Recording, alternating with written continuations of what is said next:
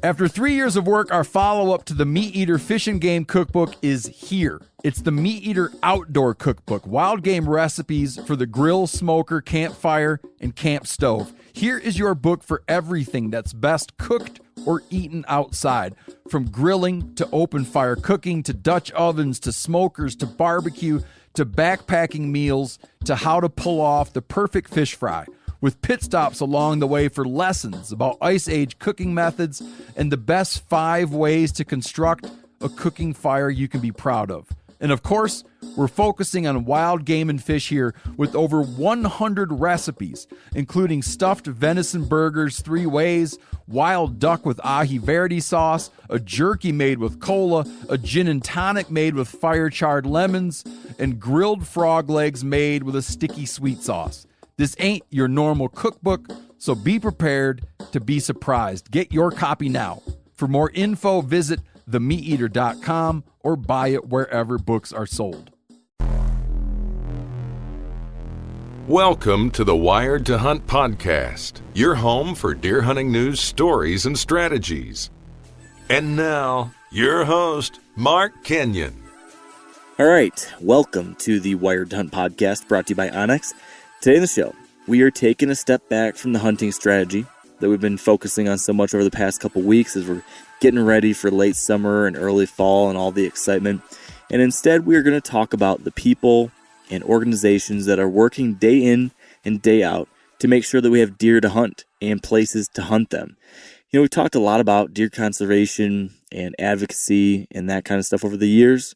But today we're possibly discussing the biggest change to that whole world when it comes to deer since we started this whole thing, this podcast, and probably farther back than that. I'm going to let our guests explain exactly what's happening themselves. But in short, there are some very significant changes coming for the major deer conservation organizations that many of you are familiar. The people we've been talking to over the years, the organizations that I've been involved in, and many of you. And these changes that are coming down the line, as you're going to hear, they're hopefully going to lead to better outcomes for us deer hunters and for the deer we pursue and the places we enjoy exploring while we do that. So we're going to talk to Nick Pinizzotto of the National Deer Alliance and Lindsay Thomas Jr. and Kip Adams from the Quality Deer Management Association. They're going to be discussing what these changes are, why this is all happening, and probably most importantly, what does this mean for us hunters? What can we expect in the future for the resource? What can we as hunters, be doing to be more engaged? What's needed from us to make sure that deer and deer hunting are here long into the future for our kids and their kids and so on. So if you're pumped about the upcoming hunting season and you really want to be thinking about tactics and strategies and hunting plans, I don't blame you. I'm right there with you. But don't shortchange this conversation and skip it to get to the next hunting how-to. Because if we don't get this stuff right, if we're not strong advocates for deer and deer hunting, we won't get to enjoy the fun stuff for very long at all. So, with that out of the way, let's get to chatting with Nick, Lindsay, and Kip and learn exactly what's going on in the deer conservation world and how it's going to impact all of us. All right, with me now on the line, we have got Nick Pinizzotto, Lindsay Thomas Jr., and Kip Adams. And rather than trying to do the usual introductory chit-chat like we do, I just want to jump right into the news because in my introductory remarks just before this, I kind of teed things up. We've got a pretty big announcement set of updates and news for everyone here today. And Nick, can you just tell us what is going on? Why are we all here together to chat today? Absolutely. I love jumping right into it. So, yeah, we have just recently announced that the National Deer Alliance and the Quality Deer Management Association are essentially becoming one organization, which is probably surprising and shocking news to some, even us initially when we started working on it. But the real brief history for those who've been following along, back in 2014 and into 2015, it was really the Quality Deer Management Association that got the ball rolling, that started the National Deer Alliance. And here we are about 5 years later announcing that we're coming back together. And we're very excited about it. And we're very appreciative of you giving us this opportunity because many of us have been on your show, whether from a QDMA or NDA perspective, and you were personally involved when we got rolling. And so this is a really cool discussion we're having right now, and we're excited for it. Yeah, it is, and it is a coming full circle in a lot of different ways. And like you mentioned, I've gotten to know all of you in different ways, individually and with QDMA and the NDA, and now seeing this all come together, it's exciting, but it's also, I'm sure, from the outside looking in, a lot of people have questions more so around the why. Why is this happening? We've had tough times in the conservation world recently with COVID-19. I'm just curious if you can give us a little bit more context as far as what really led to this, the specific things, and why this is like a clear win. This isn't like a fallback option, right? As I understand, this is a really exciting move, nothing negative. Is that the right way to interpret it? Yeah, I love the way that you framed the question, and because that's one of the aspects of this that we want to make sure that gets out. And that is, number one, so these discussions, they actually at the very earliest stages began before any of us realized that COVID-19 was going to shut our lives down. So this is back the earlier part of this year. At that point, QDMA had a transition at their CEO position.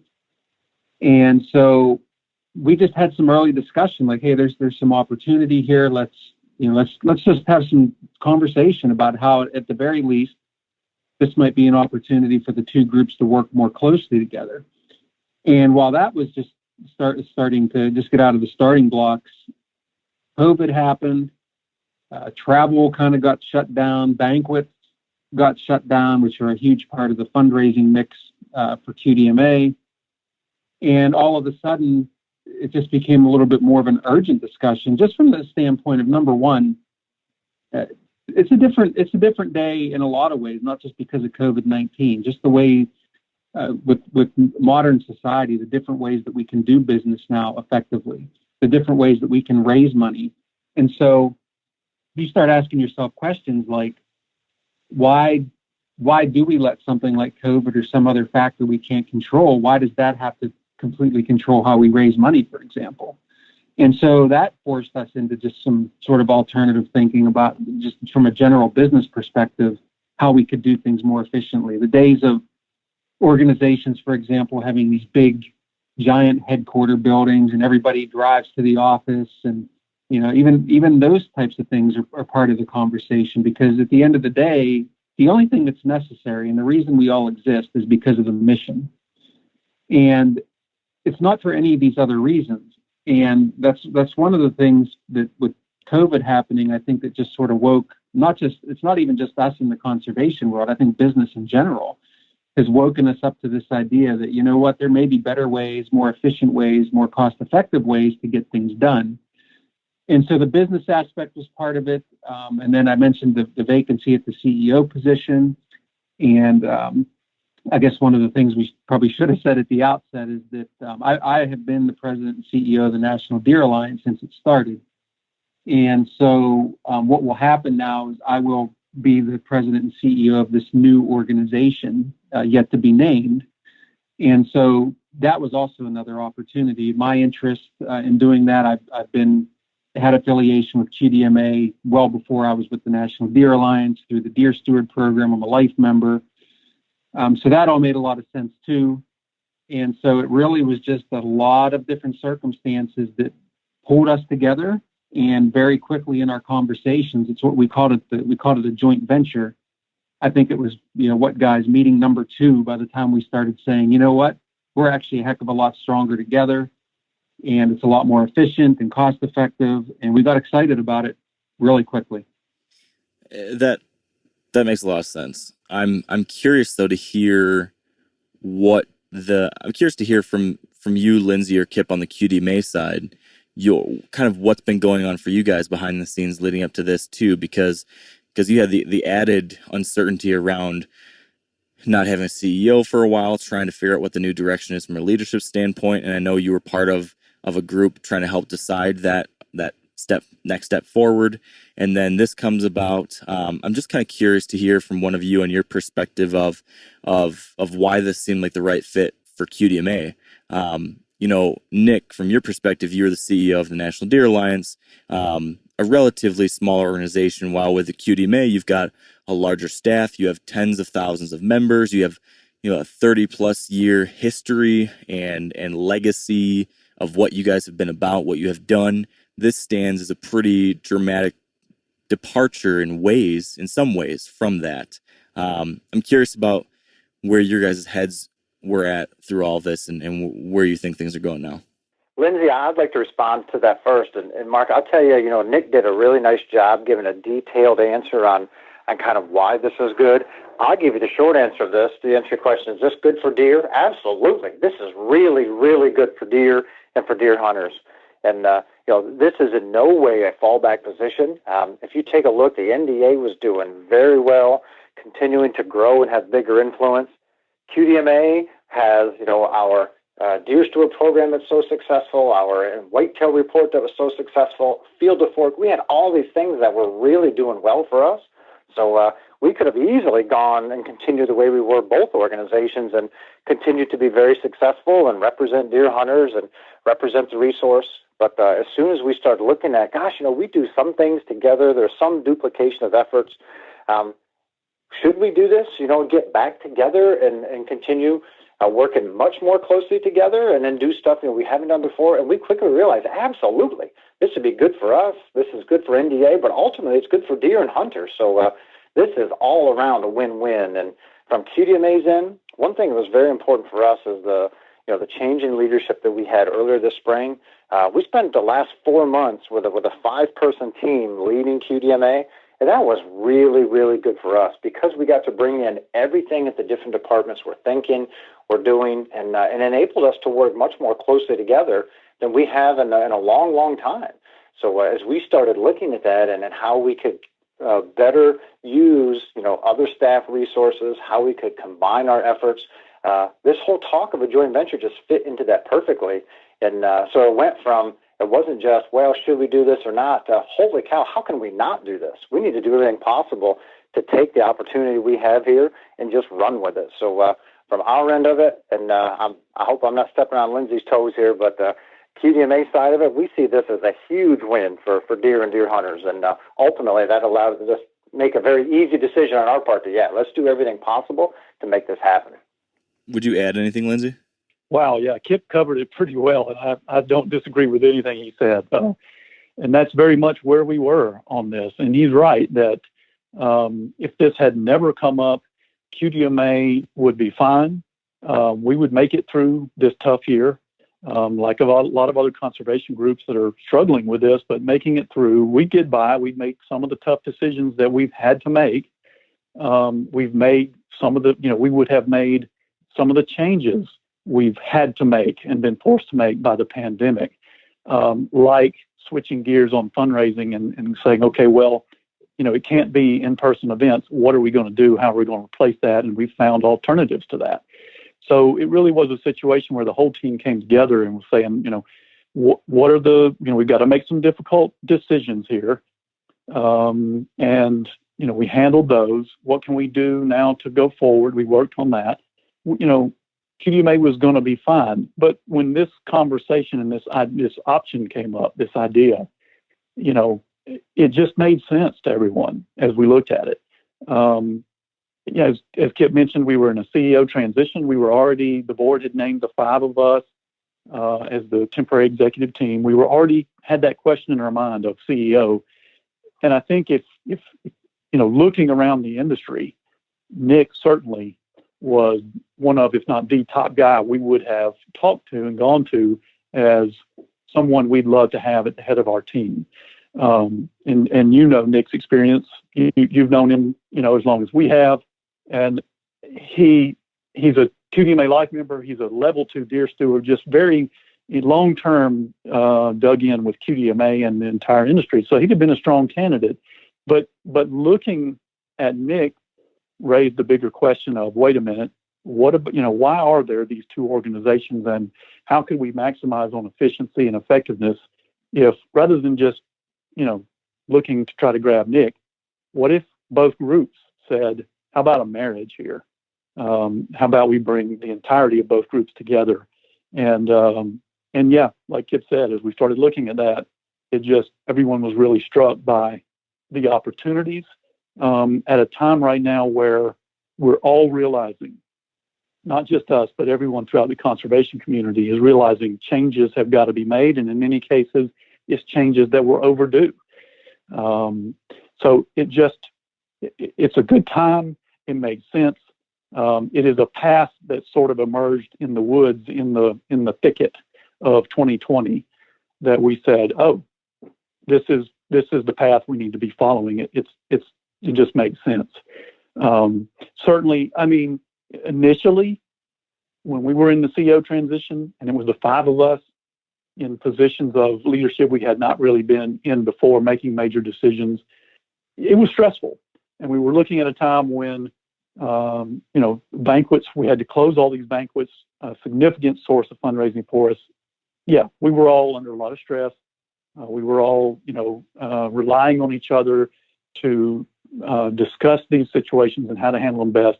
So when this first came up, some of us, most of us were a little like, whoa, hang on, one thing at a time. It almost seemed like maybe a little too much, but that was the initial reaction. And within the first conversation with Nick about maybe was there a bigger picture here, the lights sort of went on and everyone realized, okay, let's don't miss this opportunity because we're feeling stressed with these other decisions of running a nonprofit organization. Mm-hmm. So I think given all that, then I want to spend most of our time talking about, and maybe it's even dreaming a little bit. Maybe we're getting ahead of ourselves, but I'd really like to spend time dreaming about, talking about, hearing what your ideas are about what is the future. How do we now take this new move and catapult deer and deer hunters and the conservation space to that next step where we're doing good things for the resource and for the people. So I want to spend a lot of time there. But before that, I do think that there's probably some people listening who might be fearful of change in some kind of way. People that are, hardcore, lifelong Quality Deer Management Association members who are involved in the grassroots, who have participated in the serious nuts, bolts, dirt, hands in the dirt kind of work on their land, real advocates for that core original QDMA mission. Now, with this new move, as I understand, there's going to be expansion of that mission. And I'll let you guys, clarify or correct me on any of that. But as I understand it, it sounds like this is a widening of the mission. This is a widening of the net. This is not just white-tailed deer anymore. This is all deer species. This is not just people that are managing for deer on private land. This is everything. This is private. This is public. This is both on the ground in your back 40, but also national policy. So there's bigger picture things here. So I got to believe there's some people who are wondering, well, what's this going to mean for my Quality Whitetails magazine? What's this going to mean for my branch meetings, for my educational events, for my deer steward course, for my APR initiative in my state? Whatever it is, I think there's question marks for those people now that are listening. Can either one of you, or any one of you three really, if you feel like you can, speak to that a little bit? Help us understand what those current QDMA members in particular, those very involved in a lot of the things they're doing, what do they have to be aware of, look forward to, be prepared for, anything like that? Well, Mark, I'll jump in. Okay, go ahead. Go ahead, Kip. I'm going to touch on the first part, and I'll turn it right over to you from the communication side. I don't think they need to be nervous about anything here. Certainly, they should be anxious. They can be, inquisitive. But some of the same questions we had early on is, hey, if we work more closely with NDA, does that mean we're going to lose the core focus of what QDMA was based on, or what we believe in, or what we do? And the answer to that is not at all. We're not losing our focus. We're not losing the things we want to do. We are just gaining an opportunity to expand on those and take them even to a higher level. Right now, Mark, a full third of QDMA members don't own any land. Some people incorrectly look at us as the land ownership organization, but that's not true. We have a third of our members that don't own any land. They hunt public land, they hunt friends' land. So we've had a big push in the last few years, to be able to do more policy work, particularly for public lands, to have a bigger focus in our magazine, and on some hunting related stuff versus management stuff. So we're not losing any of that. We see this entirely as keeping our core beliefs and just having a bigger opportunity to have more impact actually on the landscape. Yeah, Kip's exactly right on that, and that's just exactly what I was going to say. And Mark, this transition you're talking about, I mean, it was pretty much already underway for QDMA. We were broadening out. I mean, look at what the success we found with the Field to Fork program that Hank Forrester piloted here under us. And that was showing us the great potential in reaching out to non-hunters and bringing them into the family. And so we were heading that way. We were trying to grow that. That was one of the most exciting things to come along recently at QDMA. Not only were we trying to grow that program and expand it into more states and more events and reaching more new hunters, but trying to also be there for those new hunters in a way that we never had before in terms of content and educational information. So those shifts were already underway. There never was and never really will be, I don't think, a time to put up the mission accomplished banner over quality deer management. But I think you can make an argument that QDMA had come a long way in 32 years. It's not even an argument. The statistics are there every year in our whitetail report that will show you where we've come as a nation and throughout the history of QDMA in terms of buck age structure of the harvest and how more hunters are killing, older adult bucks than ever before. And how populations are balanced and hunters know more about doe harvest and habitat than they ever have before. We're not ever going to quit talking about that. So like I said, we're never going to say mission accomplished, but certainly we've reached a point in the history of deer hunting here where QDM is pretty much the primary and dominant philosophy in the minds of most deer hunters. So that allows us to kind of move on and look at things like, spend more time on things like hunter recruitment through Field to Fork. Kip has spent, a lot of time in the last few years working on policy in a very, an effective way. Matt Ross has got the Deer Steward program going well. Both Kip and Matt will still be, they're part of this. They're still part of the leadership team. Hank Forrester, who piloted the Field to Fork program, is still with us. I'm still here, who has, I've run Quality Whitetails and the content for a long time, and my team and the staff underneath us are going into this, and when you look at who we are, even look at Nick, who, like I said, is a level 2 deer steward and a life member. When you look at each of us and who we are, this new organization is still going to have the values that QDMA always had. We're still going to be interested in and want to talk about food plots and buck age structure. We're never going to get away from that. But the need was there for us to broaden our outreach, broaden our efforts. And when you look at the things we were doing that Nick and NDA were duplicating, again, it's just the perfect marriage. We come together, we enhance and become more effective on policy. We continue the Deer Steward education. We enhance the hunter access and hunter recruitment efforts that both groups were working on. So it's really an intensification of a process and a transition that was already going on. That from the outside looking in, that has been apparent as well. I've seen that. I've sensed that. We've talked about it in past podcasts too. So it does make a lot. It does make a lot of sense. And I hate to keep harking on this bit though, but you don't want to be the person stuck on the past, right? But there has to be some little part of you guys that there's something, I don't know if it's romantic, but nostalgic or sentimental about the Quality Deer Management Association, and that name is going away, right? Like we're changing the name. This is a new organization. So essentially, this is a celebration of the new organization. And because I just don't like saying new organization, I don't like saying that yet to be named. I'm just going to call it the Wired to Hunt Deer Association, just because it's short and it sounds good, and I think it's got a ring to it. So I'm just going to roll with that. No, but whatever the new organization is, that we're celebrating that new future. But there's also like looking at what we've achieved up to this point. I'm just kind of curious if either one of you, Kip or Lindsay,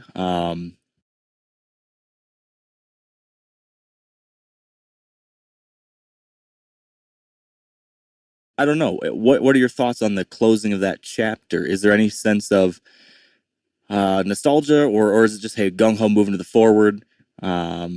Just curious if there's any of that kind of thought, because I got to believe there's some people that are going to be like, wow, this is kind of the end of an era. And it's a good thing, but it isn't the end of an era.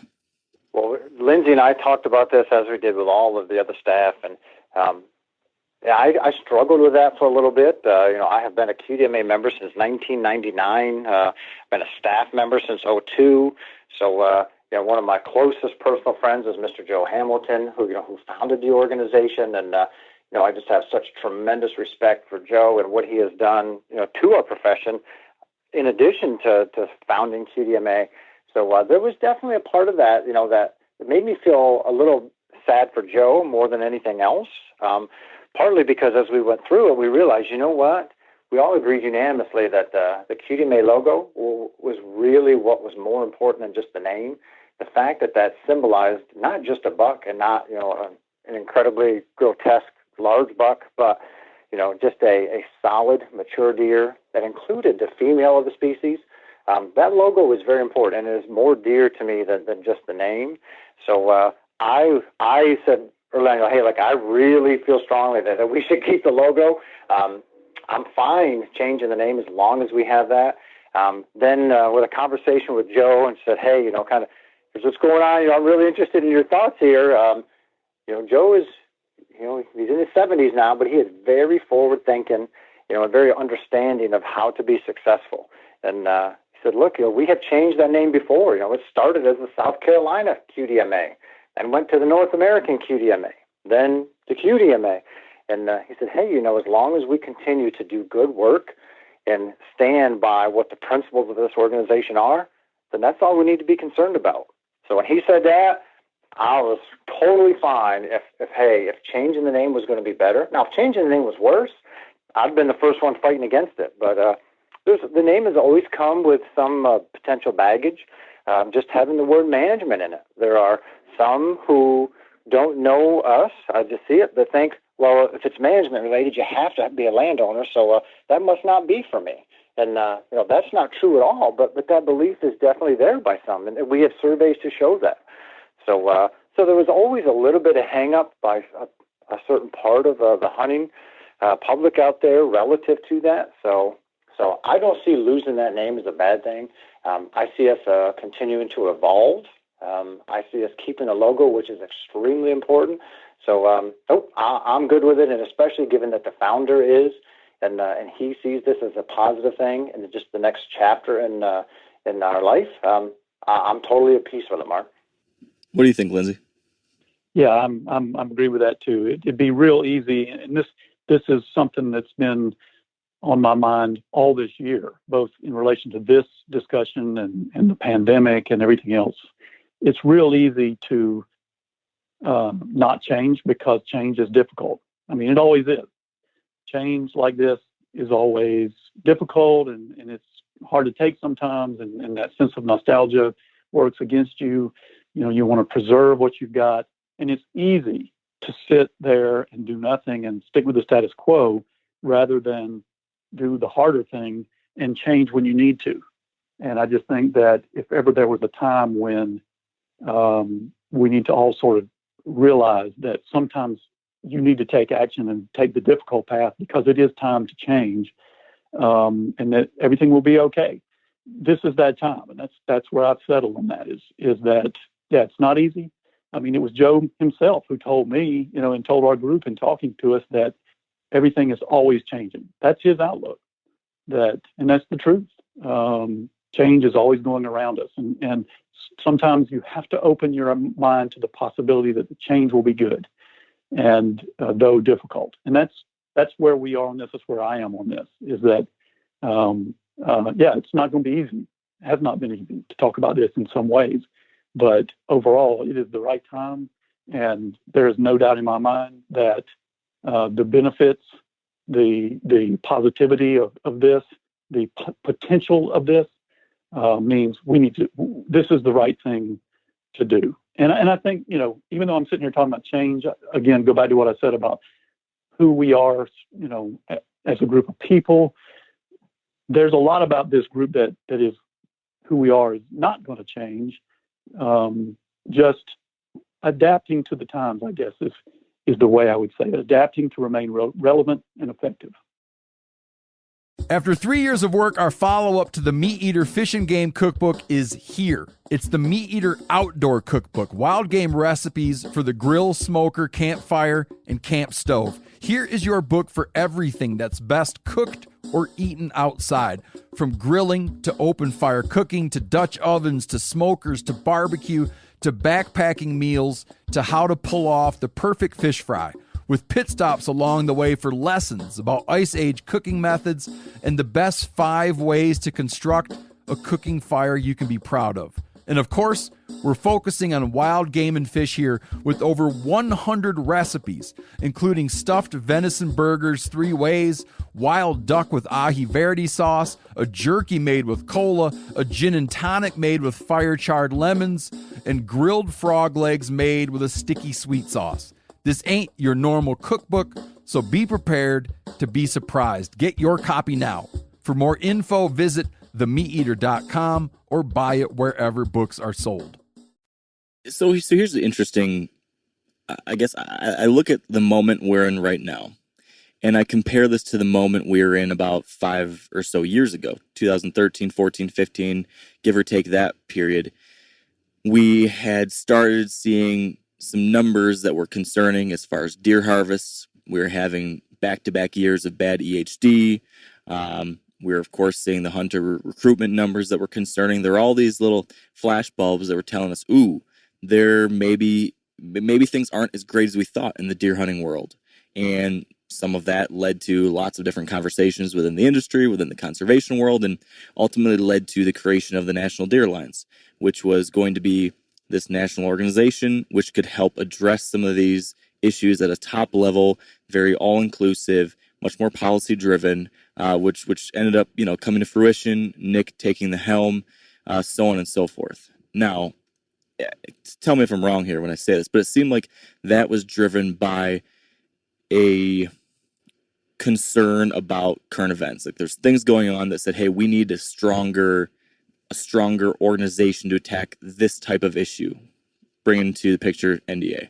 Now here we are about 5 years later. We've got this next set of events. This leads us to whatever this new organization is going to be. How would you look at is there a certain similar set of deer-related issues that also make this more important? Or would you say this has been more driven by the things we talked about, that being COVID, leadership, changing times, but not as influenced by, hey, the deer world is going in the shitter, to excuse my French. I don't know, Nick, can you kind of speak to these two different situations we've found ourselves where really within the last 20, 30 years, we've seen two big changes in the deer conservation space, kind of evolving off of each other, but reflect on that if you can.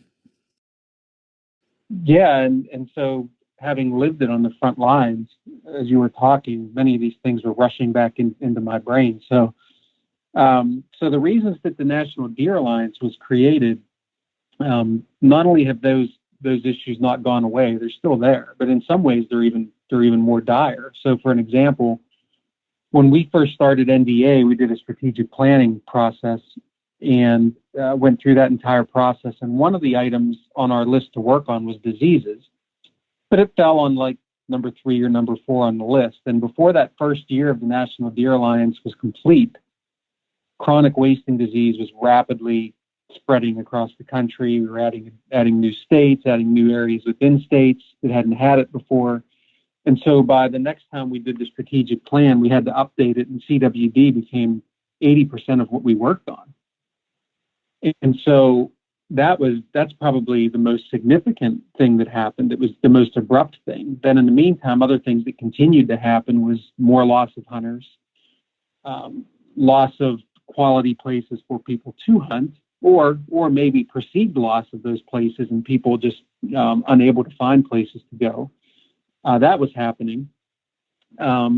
Continued infringement on our heritage just by bad policy or misinformed policy. And I actually had felt that I feel this way right now, that we kind of took deer for granted.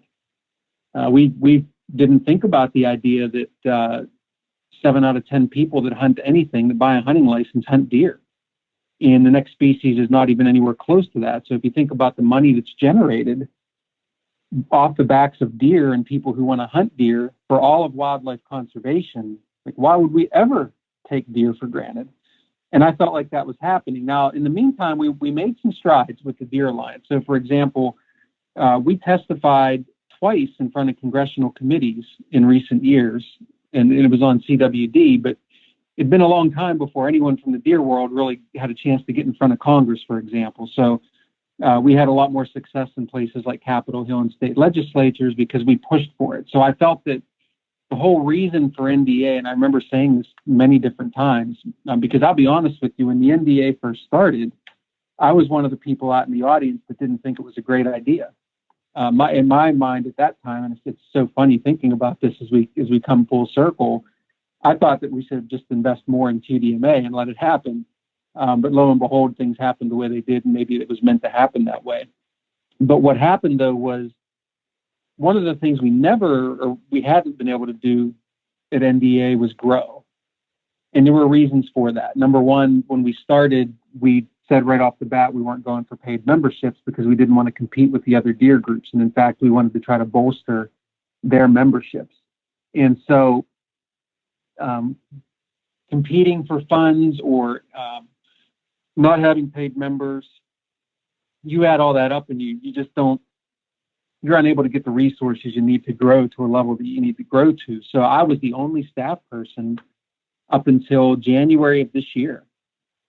And that just was never going to get it done. And so when you look at the resources that QDMA already brings with the success that NDA was starting to build, I just thought to myself, listen, we could grow NDA. Like we could change the way we do business and try to attract a bunch more dollars and add staff, or we've already got QDMA sitting here that has a lot of great staff resources. They've got dedicated people. They've got a robust membership and dedicated volunteers and a strong board of directors. Wouldn't it make a lot more sense that let's just bring the family back together here?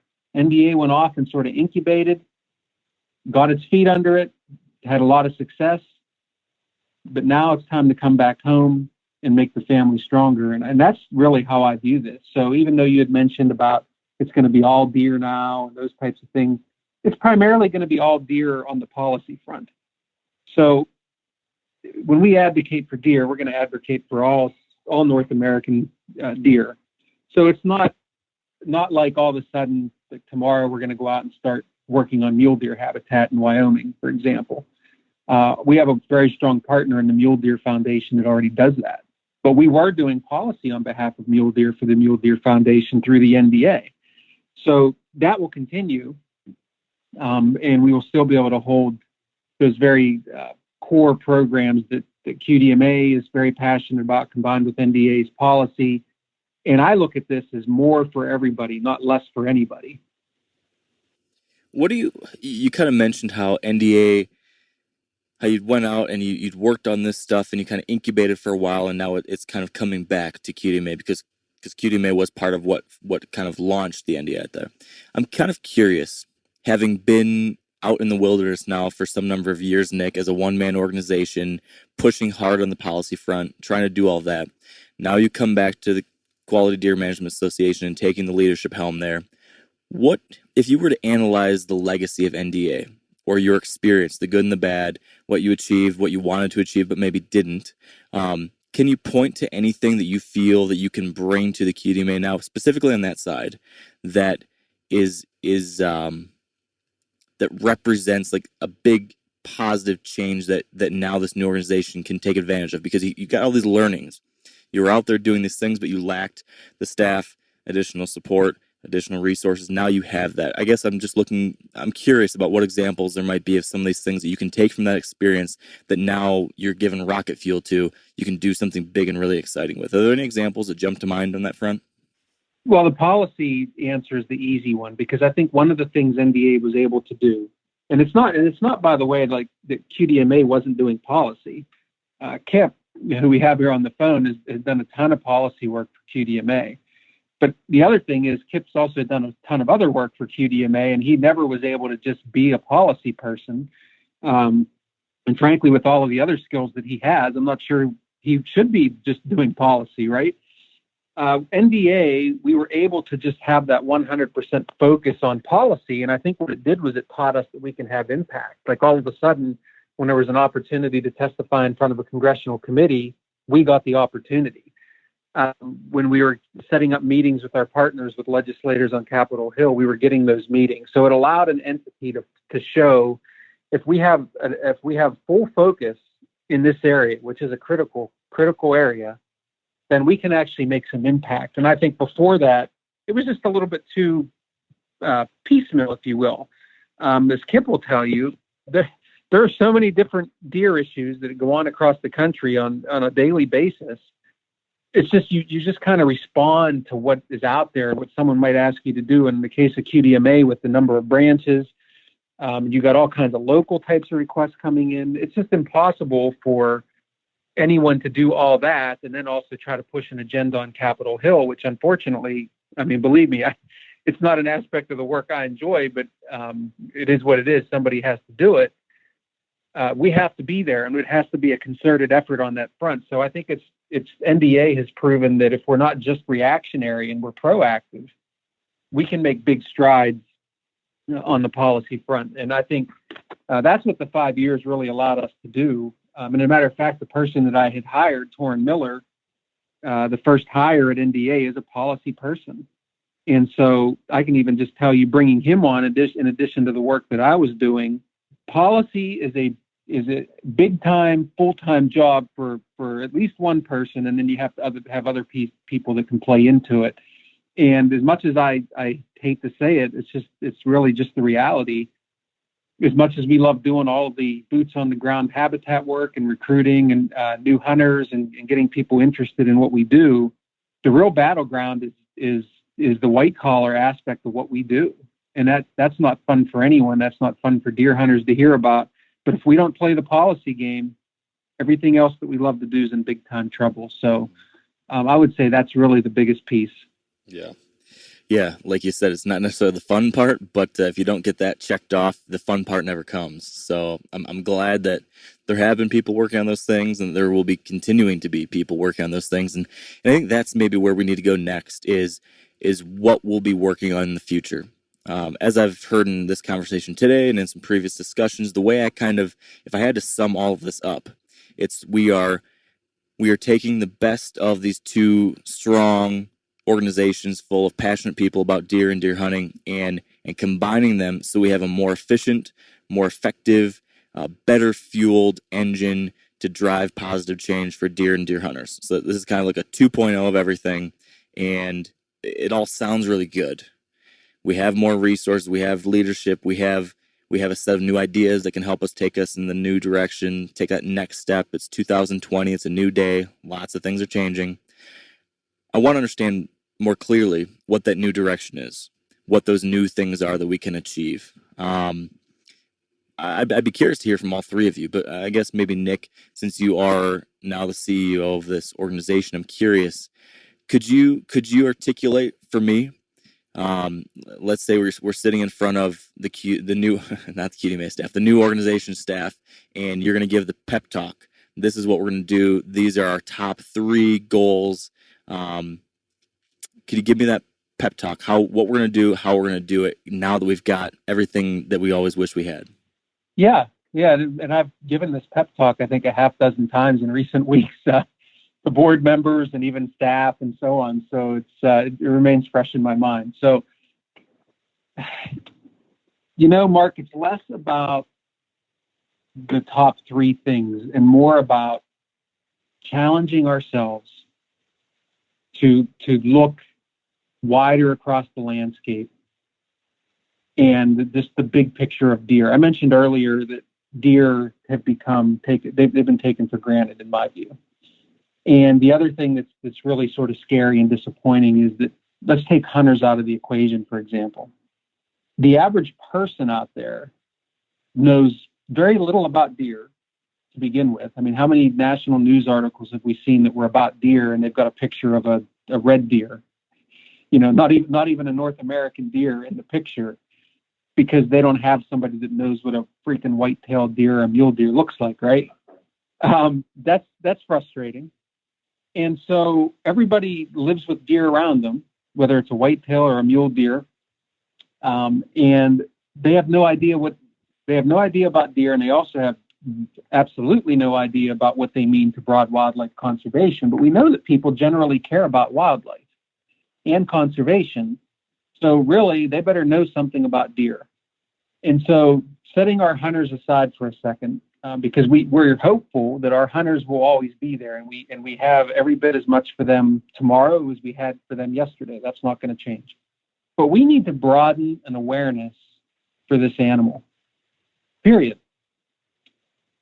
And when I talk about going to talk to legislators on Capitol Hill, that's all well and good, and we have some impact. But the reality is we're only backed by about 4% of the population, maybe 5% if we're being generous, that even hunt in the first place. And so when you're competing against everything else that's going on in the world, as bad as something like chronic wasting disease, for example, is, it's hard to be heard. So until we start growing our ranks of people that are more aware of deer, who are more sensitive to the needs of deer, who understand what declining hunters mean to all conservation, it's going to be really hard to move the ball down the court on Capitol Hill and state legislatures, because we just do not have the numbers. We need more numbers. And in my way of thinking, if you allow yourself to dream and be optimistic a little bit, this broader push of awareness, this broader becoming a little bit more of a conservation, more holistic conservation organization that has a great message about our most iconic game animal in North America, I think that leads to hunter recruitment. I think you combine that very powerful campaign for deer with a program like Field to Fork, which we're only scratching the surface of how effective that can be. And messages like, if you look at even with Meat Eater, your affiliation there, you're reaching audiences that, frankly, we have, as just the deer group, really hard for us to reach. I think it was Kip earlier who said, or maybe it was Lindsay that said, that even just our name, Quality Deer Management Association, in some ways put up barriers unfairly, because QDMA has always been way more for deer than what they've ever gotten credit for. But okay, we can't just throw that away. I mean, that's reality. What people perceive you to be is essentially who you are. But we need to capitalize on learning, like how did you reach those audiences? How can we work together? We want to work with the forward thinkers. We want to get out of our comfort zone. If you look at some of the images that come from that Field to Fork program, and I'll tell you, I've had to present this to boards of directors and so on here in recent weeks to get this down the road. I asked Hank Forster at QDMA, hey, send me a few pictures that you like from the Field to Fork program. And so actually I said, send me one. He sent me a few because he couldn't pick one. And then I looked at them and I couldn't not use all of them because I loved them all. And I put them in the presentation and I challenged our boards to say, listen, we need to be comfortable being uncomfortable right now if we're going to move the needle here. And we need to be willing to talk to people that are the hardest people to talk to. Now, I'm not saying we're going to throw all the other stuff away that we already do. That's the furthest thing from the case. What I'm really saying is we're investing. By doing this, we're investing in the long-term future of our sport. And more importantly than all of that, the long-term future of this animal and, frankly, the North American model of wildlife conservation, which so depends on robust deer herds for people to hunt. So I get passionate whenever I think about it and talk about that. But because no one else is going to do it, we have to be the ones to do it. And I believe very strongly that our team is bought into that. And I think in time, we're going to get membership bought into that. And I envision a time where we have people who don't ever desire to hunt a deer that will purchase a membership to our organization, much like folks who would belong to like Trout Unlimited, Ducks Unlimited. That's our vision, I think, going forward here. And so if I can rehash it back to you, tell me if I kind of get the moral of the story here, which is, out the gate, at least, more important than saying, hey, we're going to find the solution to chronic wasting disease in the next 3 years, or more important than saying we're going to increase public land access by 20% in the next 5 years. More important than any of those, the first thing we have to do right, and the first thing that this new organization has the opportunity to do, is to grow this family in a significant, meaningful, and different kind of way. Open up the gates to not just the usual folks, but new folks, those in the hunting community and outside the hunting community, those in the rural areas and in the urban areas. Let's grow the family, because once you've got a great big family that cares about this stuff, then you can mobilize them and get them to take care of public land access issue A, or chronic wasting disease issue B, whatever it is when it comes down the line. Most important thing is building an engaged and passionate membership that can do something. Because if there's anything I've found from some of the things I followed on the public land side, it's when you have a large membership that does something that really interesting things happen. So would you say, did I kind of get the moral of what you're describing or aspiring to, Nick? Yeah, and what we've done is and it's nobody's fault, but we kind of forgot the fundamentals of what it means to engage people. And so when you ask our community, or you bring up the whole situation of, well, we need to recruit more hunters.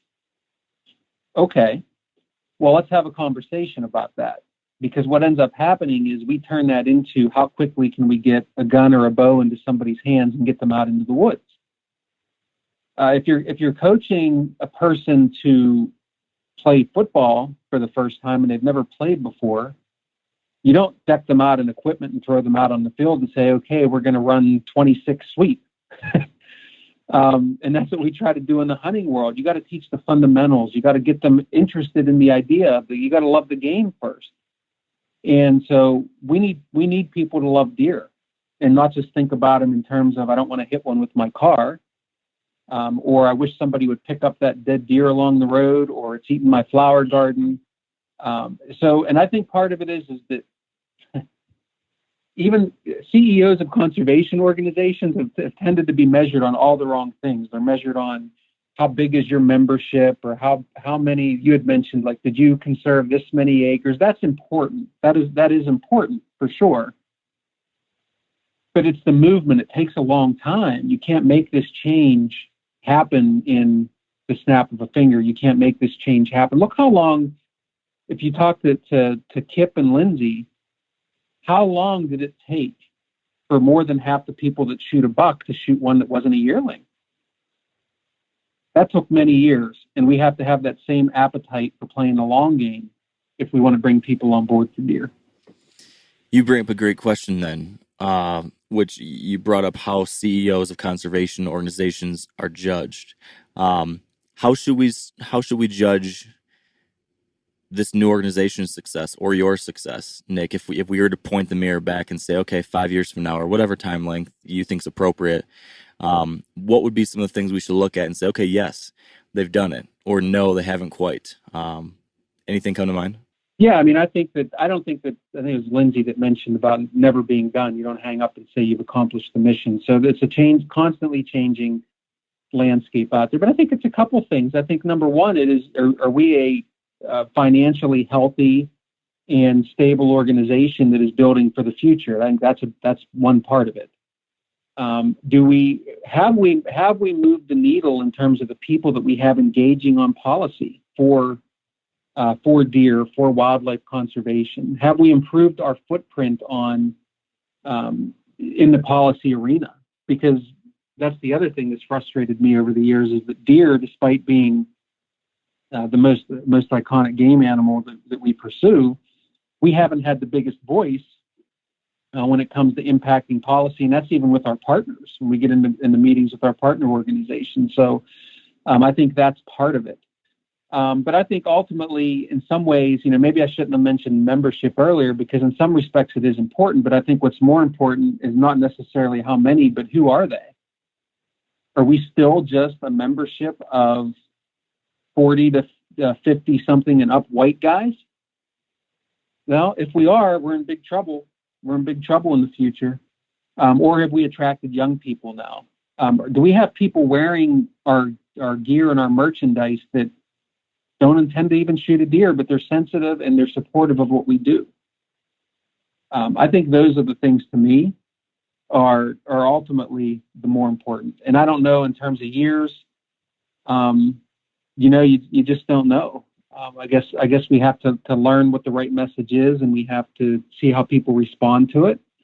And we need to, more importantly, though, or most importantly, we need to be willing to change along the way until we find it, and not just say, well, you know what, this is too hard. Let's just get back to figuring out how to grow the biggest deer and hunt them. And that's just short-sighted. I mean, we need to play the long game here.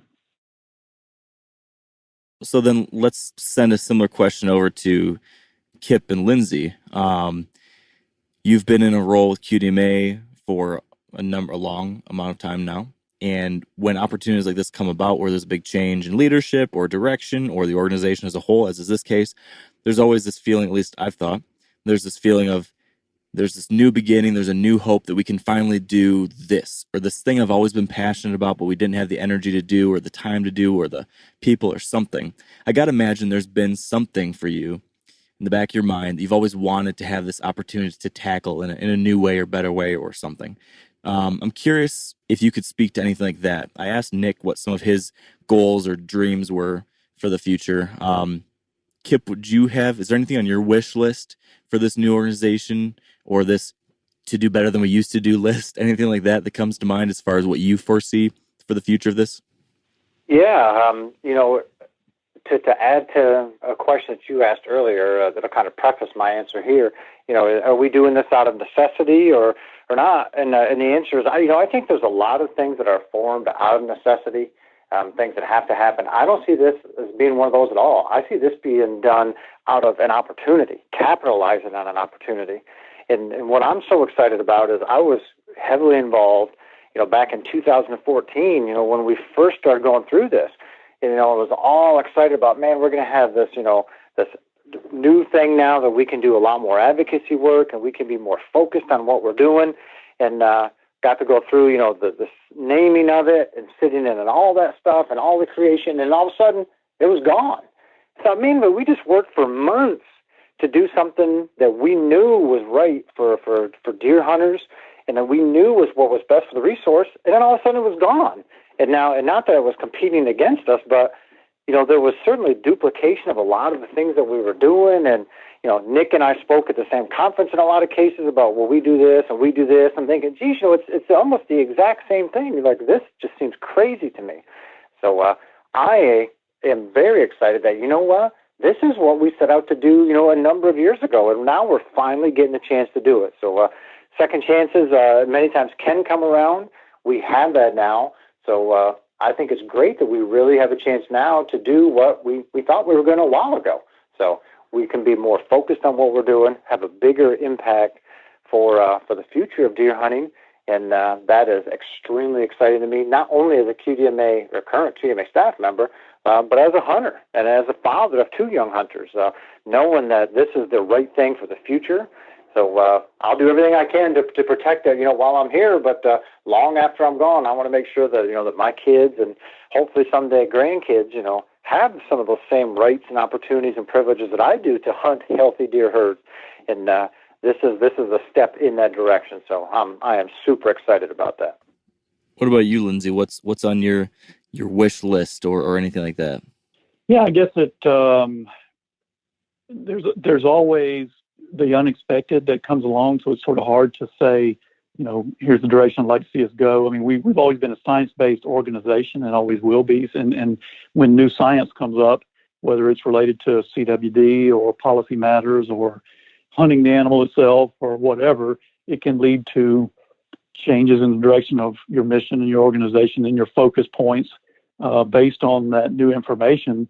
And certainly QDMA has done things like that in our history where new science led us to focus on new educational focal points, but that sort of unexpected is always coming along. I think, though, that when I think back over the trajectory just of my career here at QDMA, how much I love being here and engaging with our members and writing and teaching and being involved in things like trail camera surveys and how to, why it matters how much fat there is on a deer's kidney and, the difference between annuals and perennials.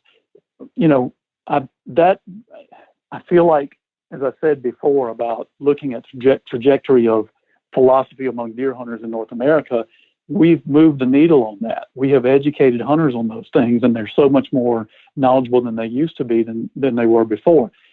Well, in the last few years, I've personally realized through watching the Field to Fork program and what we've touched on there, that for a hunter who knows all those things that I just talked about, and really is up on the habitat and the herd management and all of that, suddenly discovering that instead of talking to someone about food plots, that there's someone else out there who might need you to show them how to field dress a deer, and taking knowledge you sort of always took for granted of your own that you never really shared with anybody because you always thought, well, that's just the basics.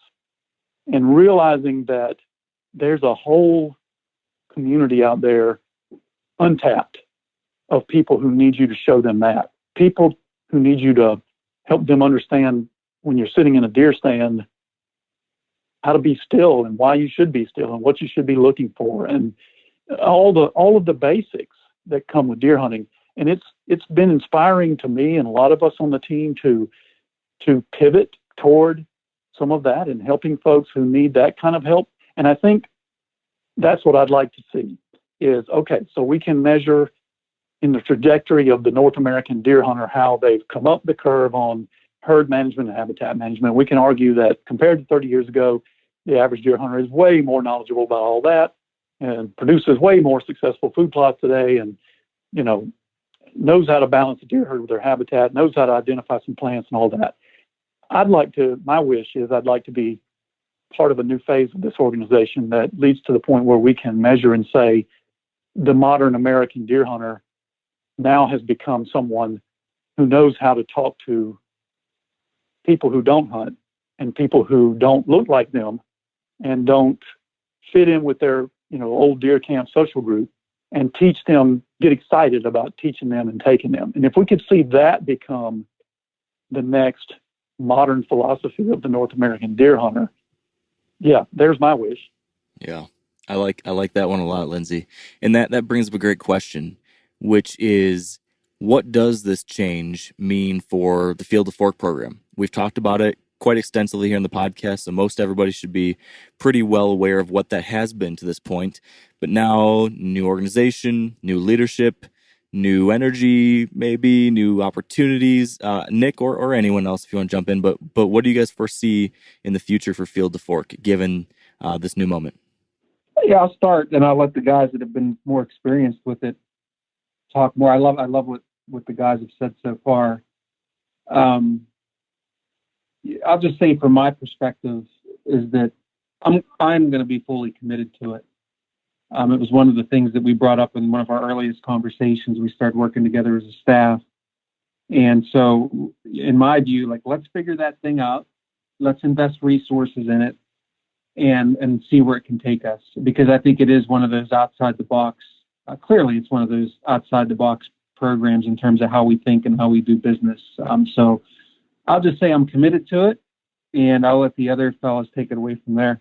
I don't think there's any way that this group goes forward without looking at the success we've had with that. And by success, I don't necessarily mean, measurable on a national scale, how many hunters have we recruited. I mean, what Hank discovered by reaching out to adult non-hunters with a food-focused message, and the success he found through that we discovered this, this untapped group that was out there that, and not entirely untapped. I mean, certainly Steve and the Meat Eater crew have been very effectively reaching folks like that for years now. But, with Hank's method of putting ourselves in front of them in public places and asking them to taste venison and asking them, do they want to learn to hunt? And the success we found with folks saying yes, and the success we found with running them through a program of teaching and guiding and training, what we saw from that with the result, these people going through that short program and then literally going out hunting on their own, buying hunting equipment, taking other people, all within the same season. being with them when they took their first deer, being with them when they cooked their first deer, and guiding them through that process and realizing that we could build something, we should build something bigger out of this that's much needed. So it's one of, like I said, I think it's one of the things we've hit on over the years that really surprised us in the response and the result. And I don't think there's any way this group goes forward without making that one of the major, cornerstones of what we do to address hunter access and hunter numbers. We've got to expand it. That's going to be a challenge. And it was already a challenge for QDMA before 2020 came along, is how do we make this bigger? How do we bring more mentors in? How do we get more hunters to see this opportunity and participate? That challenge is still there before us. And I think under Nick's leadership and with this new direction, a new group, we're going to solve that question and go forward and really make a difference in a measurable way. Yeah. And I'll jump in real quick before you, Kip, and just say that you mentioned something, Lindsay, that I think is an important thing to note on, is that, yes, folks like Steve and what we're doing at Meat Eater, we reach a lot of people, and a lot of them are non-hunters, and they get intrigued and they're interested and they're curious. So we've got this wide top of the funnel, and we're capturing people there. But as they get down further and further down there, where they start listening and watching, and they're intrigued and they're interested, a lot of people still get to a point where they hit this roadblock. And that is the roadblock of finally getting out there in the woods, or buying a gun, or trying to gut their own deer, or trying to find a deer in the woods by themselves. So many people really struggle once they get to that point. And that's where the Field to Fork program just fits perfectly as that like closer. It's like the closing pitcher at the end of the game that comes in. And that's where Field to Fork really works, is you guys win the game there. We can get us in the game. We can get us, give us a lead heading into the last inning, but you guys have got to win it for us with that kind of program. I feel like that's the potential I see there. I've experienced firsthand people just like that were intrigued with the content we put out there, but still couldn't quite do it all on their own, and then got involved in the Field to Fork program and had a real person help them with these things. And that made all the difference in the end. So personally, I will just tell you, I absolutely echo what you're thinking there, Lindsay. And I'm excited about that. Kip, did you have any other thoughts on that? Yeah, we are fully committed, as a staff to going forward with that, and expanding it. We know we have a model now that works. And that's super exciting because, you can see as we lose hunters and hunters age out, the wildlife profession, we've known this for well over a decade. We've been watching the trends and just seeing it drop and drop. But all the youth programs and different take one, make one programs and mentoring programs, those are all great programs. We're going to continue working with youth and encourage others to, but, they have never moved the needle. And so the fact that we've actually developed something here that really can move the needle, we have measurable impacts that it will work, is incredibly exciting, not just for us, but, for all of the hunting community. So, we recognize the value of what we have. And we are absolutely going to take that for as far as we can, because that's exactly the shining star that the hunting world needs, and we're very fortunate to have been a big part of developing that. We have worked with it enough at local levels that we have mastered the fact that exactly how you do it. So now the next step is, hey, let's just figure out how to scale this up and make it so folks outside of the wildlife community or outside of hardcore hunters can take the materials and actually contribute to the solution as well. So we are at a really good place with that. So, and I can assure you that the QDMA staff is fully invested in it and understands the value really of what we have and how important it is to the future of hunting. Hey, Mark, let me tag on one thought there real quick to what Kip just said, is that if to anyone who's listening and going, well, it sounds like you guys are just going to become, the Field to Fork folks and reaching out to new hunters. But the way I see that is we all know that the hunting population, deer hunters are aging as a group, and we're concerned about the numbers and the falling off. This is a way for us to create a source of new new voices, new customers rather, for our other messaging, our traditional messaging. Because you take these folks, you get them in the woods, you get them hunting, you teach them, how to field dress, skin, process, eat, cook their own deer. They go out, they buy a gun or a bow, they participate more. Well, guess what? That puts them on that stairway that we all followed, each of us as deer hunters, that has them, next year thinking about buying a trail camera. And, maybe the next year thinking about, well, what if I planted something? Or how can I improve habitat? Or, the next year thinking, hey, in this choice I make in which deer I shoot, there are implications for my future deer hunting. So we're putting these people on a track that puts them, sort of closes the circle and brings them back around to the traditional messaging of our organizations about wise deer management. So that's why, going back to what I said earlier about how we'll never really get away from that. We will always be here. And really, I guess you'd say try to be a one-stop shop for deer hunters from start to evolution through for those who want to, take it further into deer management. We'll be here for that as well.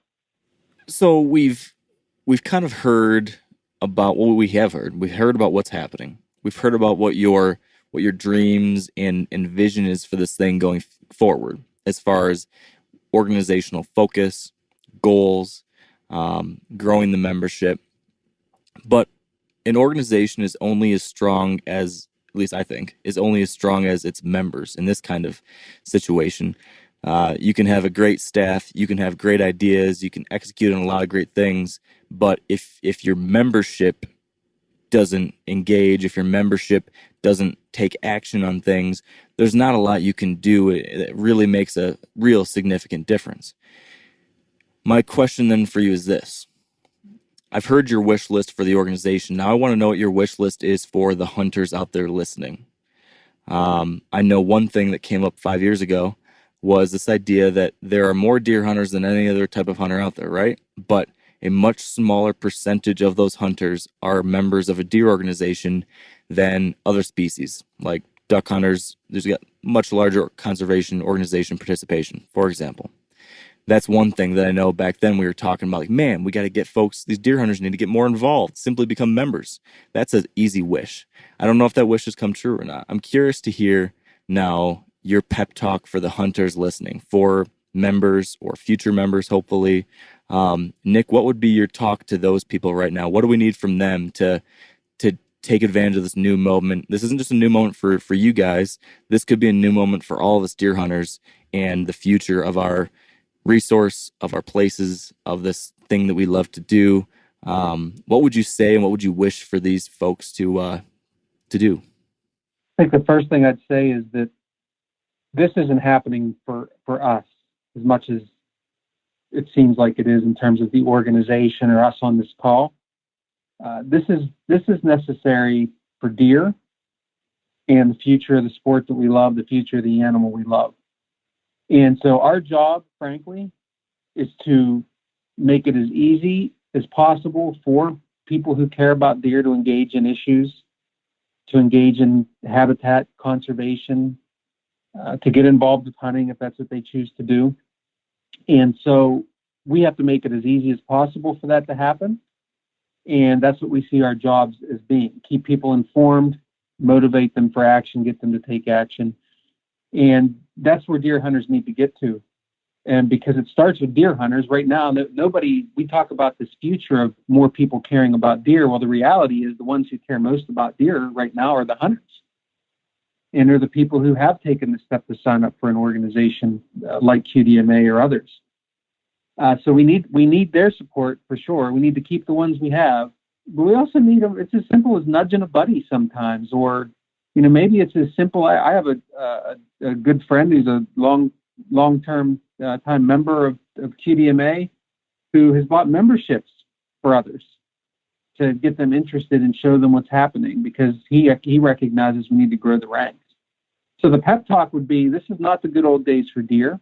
We can't take them for granted like we probably have to this point.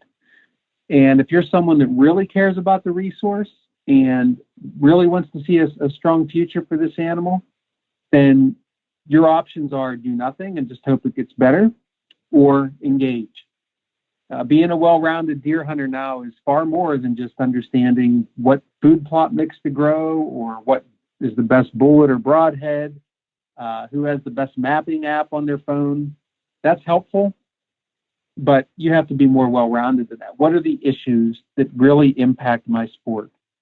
Maybe they're local. It could be something just as much as a local management decision all the way up to the federal government. And it's not really hard to just jump into our system and send off a letter or make a phone call. So I would say the challenge is ask yourself to do a little bit more this year beyond just what it takes to pursue a deer. Maybe it's set yourself a personal goal to make 1 or 2 phone calls or to recruit a buddy to be interested in issues.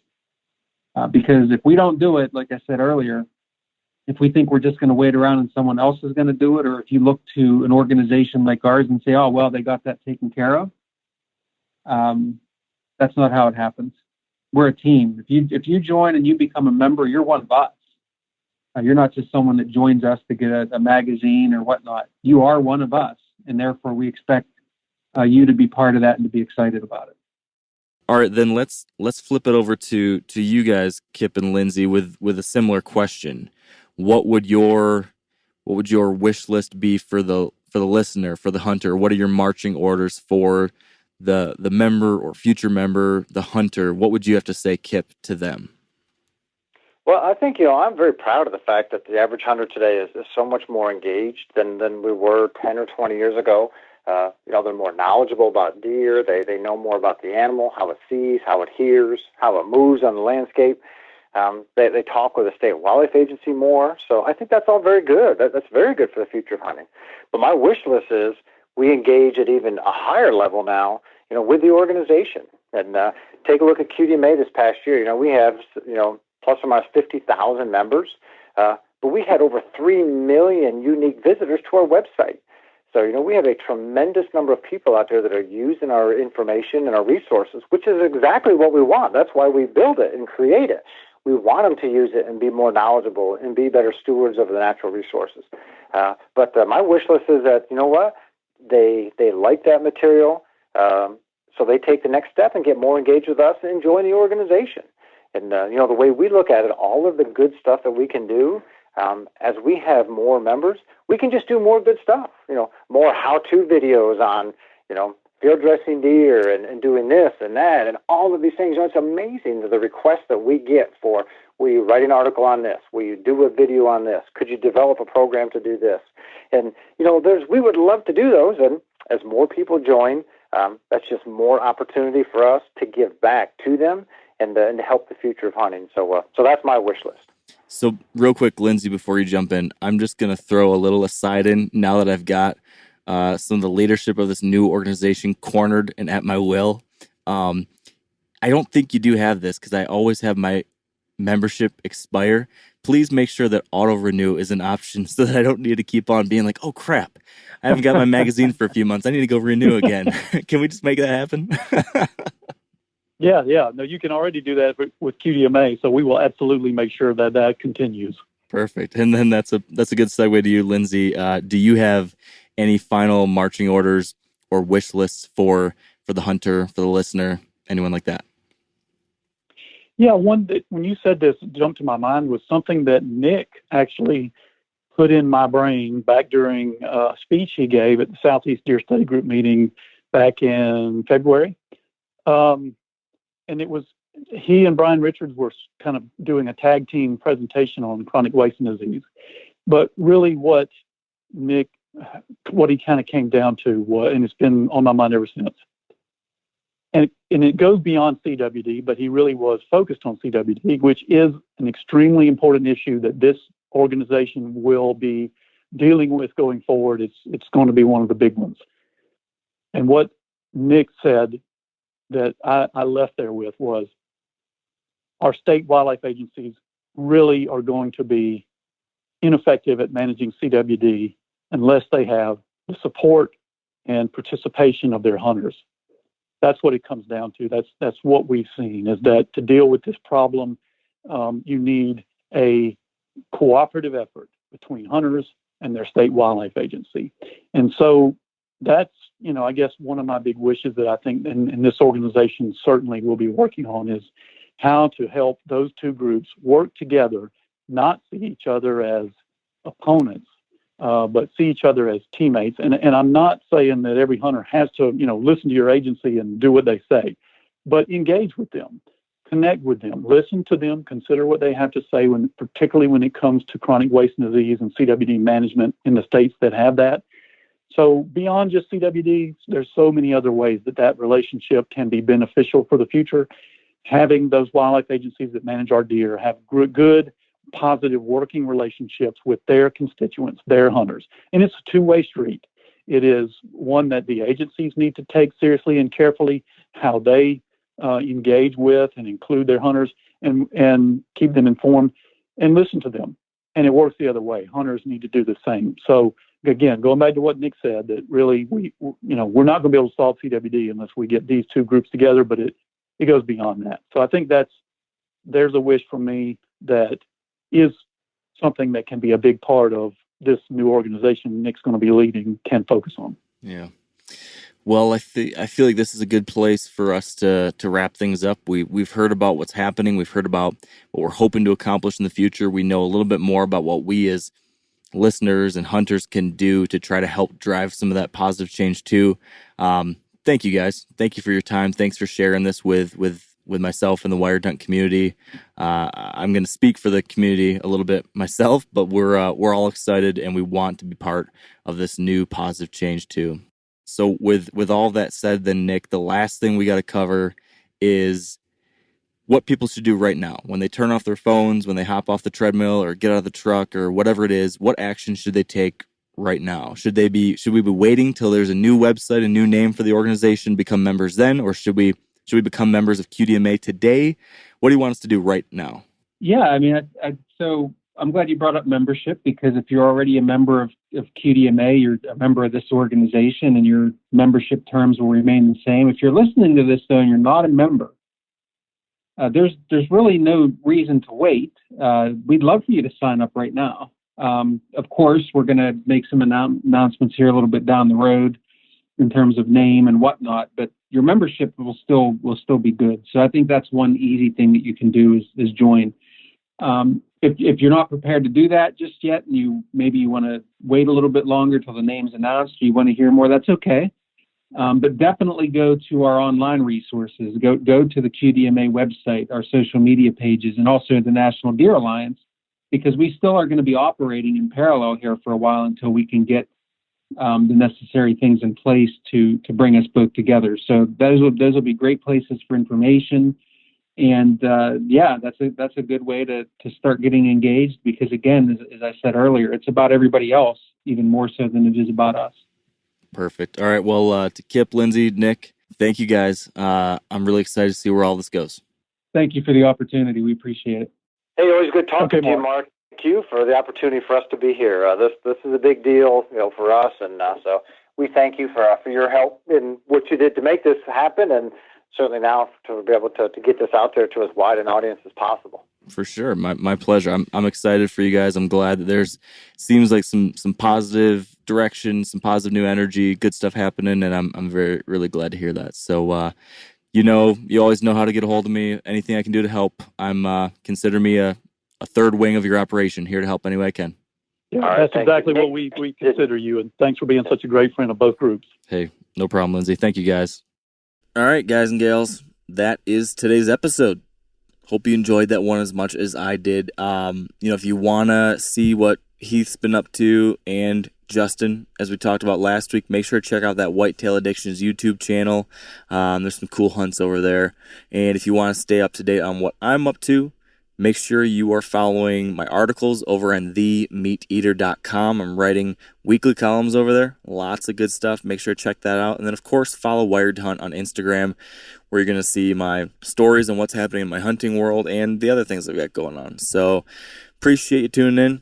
Appreciate you checking it all out. Good luck out there as you're scouting and preparing for hunting season. And until next time, stay wired to hunt. After 3 years of work, our follow-up to the Meat Eater Fish and Game Cookbook is here. It's the Meat Eater Outdoor Cookbook, wild game recipes for the grill, smoker, campfire, and camp stove. Here is your book for everything that's best cooked or eaten outside. From grilling to open fire cooking to Dutch ovens to smokers to barbecue to backpacking meals to how to pull off the perfect fish fry, with pit stops along the way for lessons about Ice Age cooking methods and the best 5 ways to construct a cooking fire you can be proud of. And of course, we're focusing on wild game and fish here with over 100 recipes, including stuffed venison burgers 3 ways, wild duck with ahi verde sauce, a jerky made with cola, a gin and tonic made with fire-charred lemons, and grilled frog legs made with a sticky sweet sauce.